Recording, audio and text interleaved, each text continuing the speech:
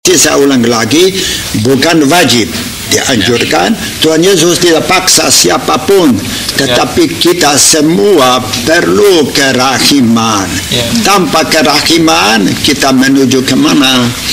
Tidak mungkin, karena kita semua berdosa. Kita perlu kerahiman. Dan Tuhan Yesus beberapa kali beritahu untuk Faustina, siapa tidak menerima saya sebagai Maha Rahim akan bertemu dengan saya sebagai Maha Adil.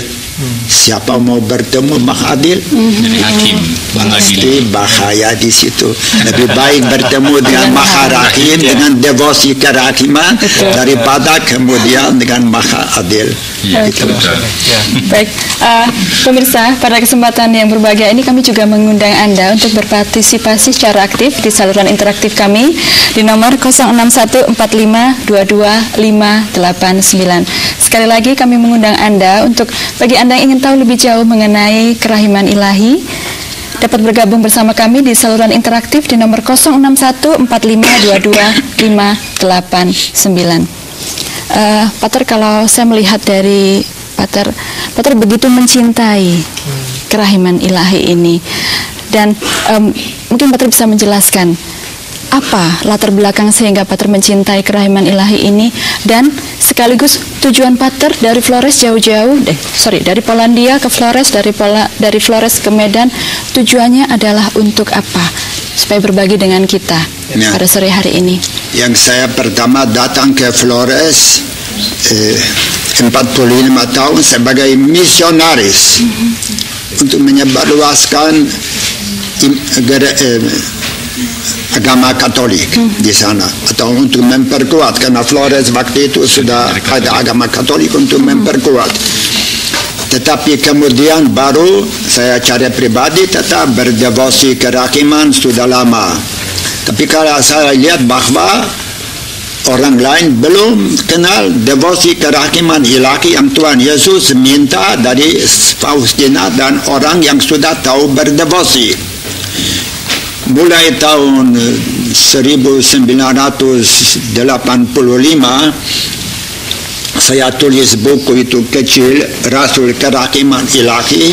Saya dulu baca buku Faustina, harian buku Faustina itu yang tebal. Saya lihat apa yang bisa cocok, saya tanda-tanda, baru kemudian terjemahkan, tambah doa, tambah nyanyian.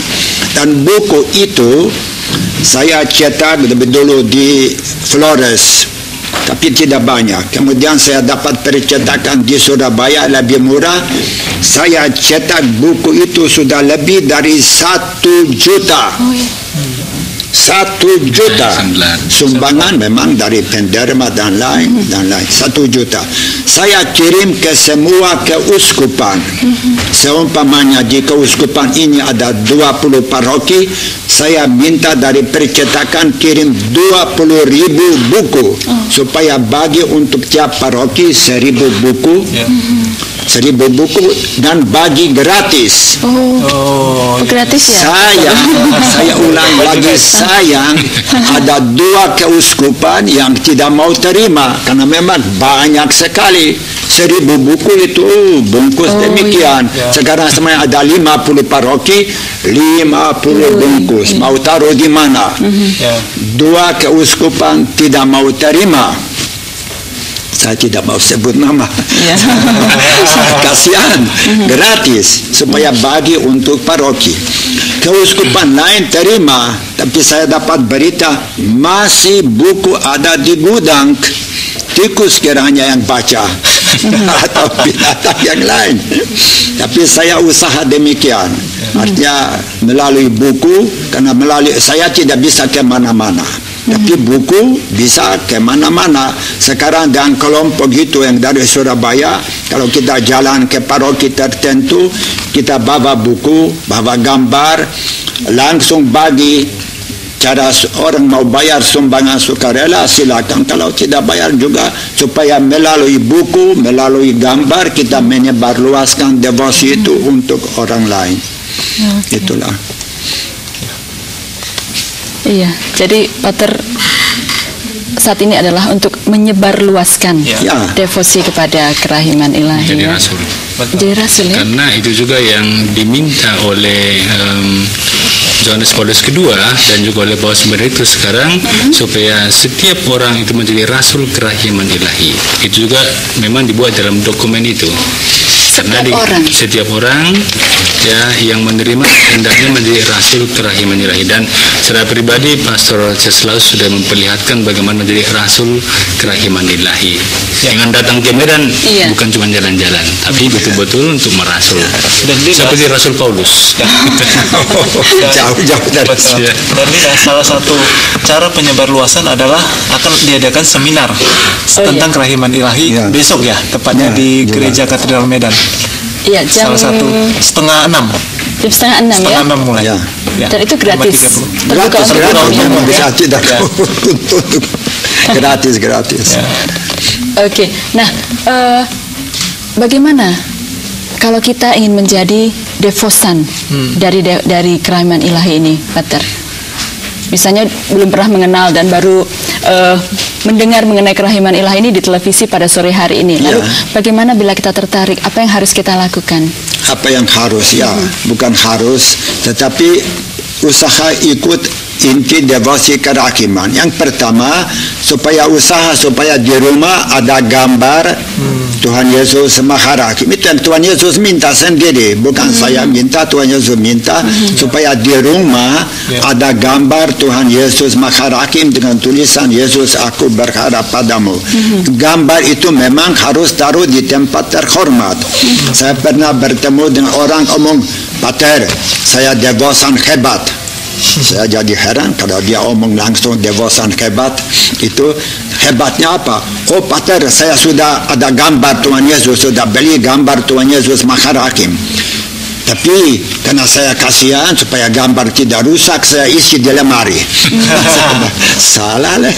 Gambar ini harus ada di tempat yang utama supaya orang masuk ke rumah lihat, oh inilah tuan rumah. Artinya orang harus ada dulu gambar karena itu permintaan Tuhan Yesus. Gak apa, saya potong sebentar ya, karena kita sudah dapat telepon yang masuk ya. Halo, selamat sore. Dengan siapa di mana? Halo, Ya, selamat sore Bapak. dari Pak Pandu sendiri, sahabat. Bapak Sembiring, Ya, mohon volume televisinya dikecilkan sedikit, ya, makasih. sedikit lagi volumenya, karena storing di sini Pak. Ya, Oke, silakan Bapak Sembiring. saya mau tanya aja. Ada Yesus mengatakan bahwa ada kerajiman ilahi itu di Injil apa? Matius, Markus, Lukas, atau di mana itu diterangkannya itu? Itu yang kurang jelas saya. Karena saya suka kali baca Injil ini, tapi saya nggak pernah dapat itu ada perintah untuk menyiapkan gambar-gambar. Oke. Kemudian satu lagi, mana yang harus kita ikutkan ini? Kata-kata Yesus ini lebih sedikit saya rasa daripada banyaknya perkataan Paulus. Yang mana yang lebih tepat ini barangkali diikuti perkataannya. Terima kasih. Oke, terima kasih Bapak Sembiring atas pertanyaannya. Mungkin yang kedua bisa kita ada di Injil manakah mengenai kerahiman ilahi ini? Mungkin siapa yang bisa jawab, Pater? Mungkin untuk artinya dalam bahasa yang biasa dipakai itu adalah Tuhan yang berbelas kasih. Jadi Allah yang maha pengasih. Kerahiman ini memang dari bahasa Inggris adalah mercy, atau dalam bahasa tadi seperti dalam dua lagu bukan tadi misericordia, dominis, itu mengenai belas kasihan Tuhan. Dan itu mulai dari seluruh Alkitab, boleh katakan misalnya di seluruh Mazmur itu tentang kebaikan dan belas kasihan itu tersebar di mana-mana. Itu hampir di semuanya ada. Dan kemudian contoh yang juga bisa kita baca dalam Injil Lukas maupun Injil Yohanes tentang anak yang hilang. Anak yang hilang, ya ketika anak yang hilang itu dia sudah menghamburkan seluruh hartanya, dia minta kepada ayahnya dan dia lari menjadi miskin, menderita, dia kembali. Dan Allah yang maha baik ini, Allah yang rahim ini, merangkul anaknya kembali, dan mengatakan selamat datang anakku yang hilang karena aku menerima engkau, sehingga dia sembuh. Dan kemudian juga